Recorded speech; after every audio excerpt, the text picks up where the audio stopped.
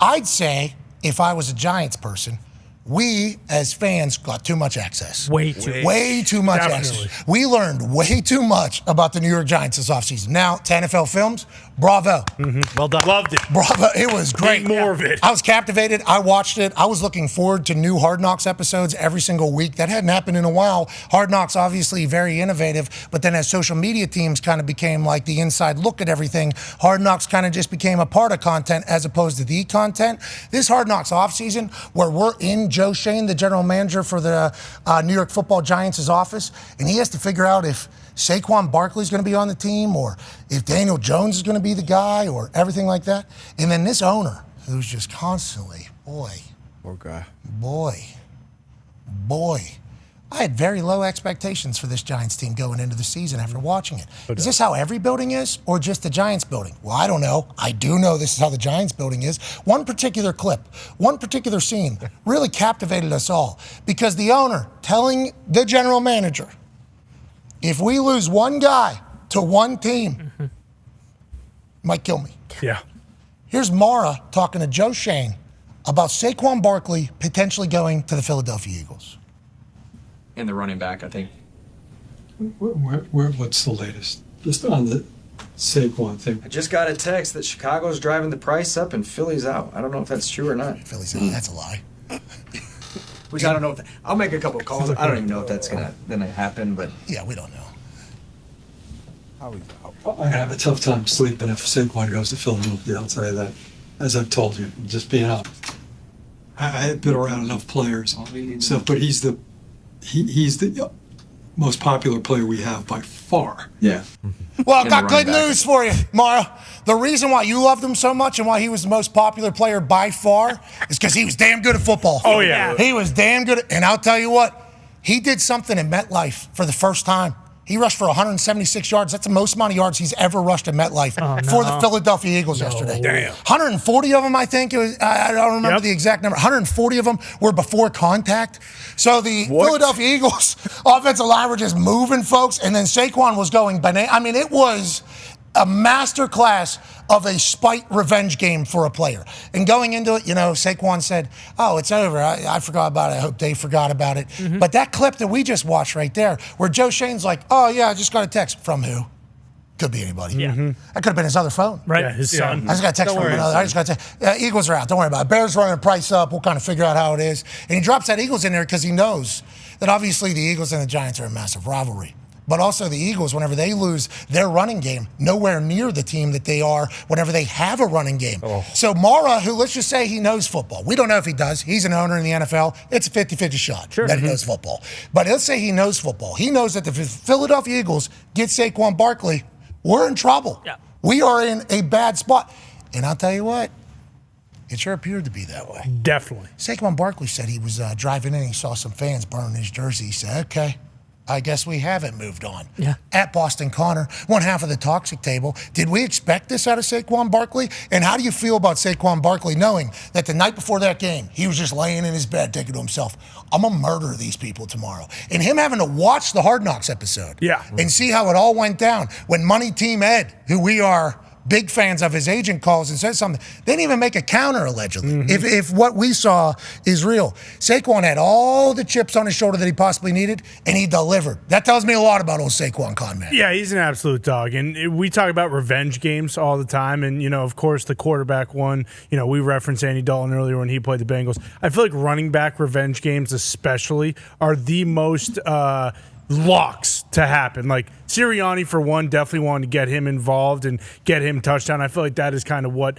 makes Sirianni and the moxie that Sirianni brings one of his guys to be happy. But just talking about being beloved, like his O-lineman, you mentioned he had 140 yards before contact. Like his O-line wanted to show up for him too. Yeah, like it's not just the fans and everything that love him. Like his teammates love him. And clearly the Philadelphia Eagles had no problem paying him. I don't know what's going on with the Giants. You mentioned the Hard Knocks. Didn't they mention in there too, like, we're not going to pay a quarterback $40 million just so we can pay a running back $13 million. We're not going to do that. And the Eagles were like, well, we'll pay our quarterback $50 million and then pay our running back $13 million. Like some teams, it seems, just like having good players, which seems to be a pretty good strategy. And the Philadelphia Eagles are one of those teams, and I mean, it's probably one of the best free agent signings in this entire offseason. Saquon has six 30-plus yard runs this season. 3 of them came yesterday.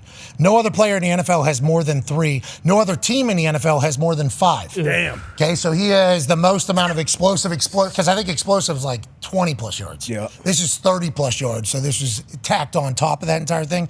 He had 147 rushing yards before contact. Jalen Hurts, back-to-back games without a turnover for the first time since December of 2022. Wow. Okay, Jalen. Eagles are the only team this season to go back-to-back games without allowing a touchdown on defense as well. So obviously Saquon's going to steal the conversation because he's going back to MetLife, doing something he's never done at MetLife, and then dominating that game. Jalen does his thing as well. But on defensive side, they seemingly got to figure it out as well. Were a lot of people betting the Eagles, or were they one of the ones? Yes, it was. They were, let me find it here, 80%. Damn. And they cover, right? Yeah. It was another pretty good week for us. Yeah, 60% or more. Sorry, let me do this again. When the public was on 60% or more of the bets, they were 7-2 this week against the spread. Undefeated last week and then 7-2 the week before. Jeez. A 3-week stretch that is just unbelievable. Yeah. Yep. We are bringing the boom to these books. Bring the boom. To the books. Mm-hmm. We'll bring the boom to the books. And if I didn't get your opinion on this, I would be an absolute dipshit. Did you know, like, as the head coach, Daboll, and we'll talk GM Shane, you knew that a player was coming back trying to, like Saquon.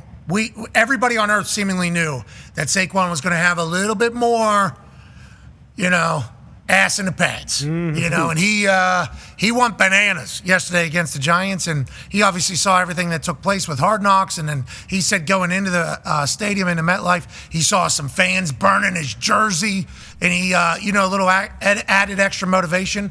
For you with your players going into a place that they had been, did you ever think about that? And then a player leaving, coming back against the Patriots, did you ever think about that? And what were your thoughts on Saquon yesterday having the most yards he's ever had at MetLife as a Philadelphia Eagle instead of a Giant?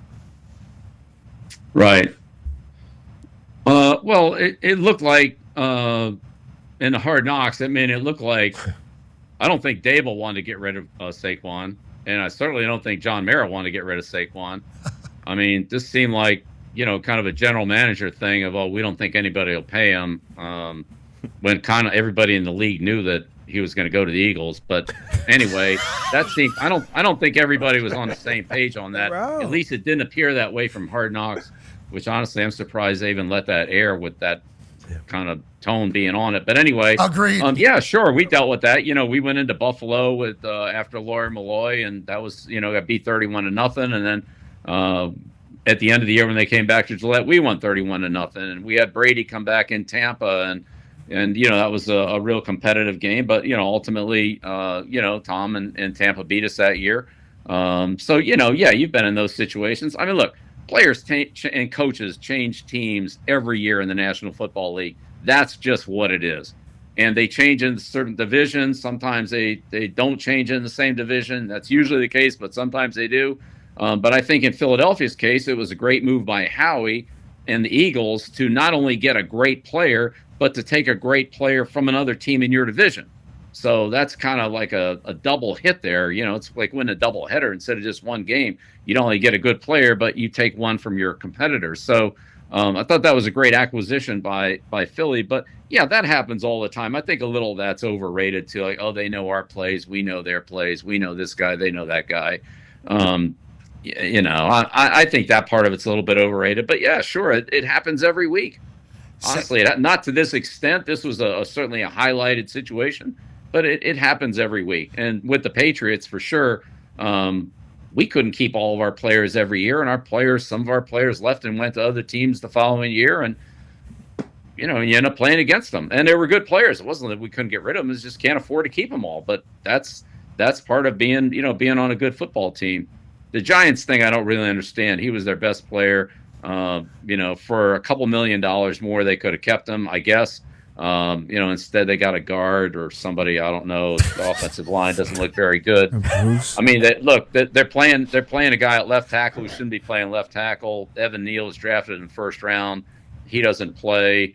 They have some UFA guards that are pretty suspect. It's a tough line, and honestly, I thought that the quarterback is trying to hang in there. It's been tough sledding.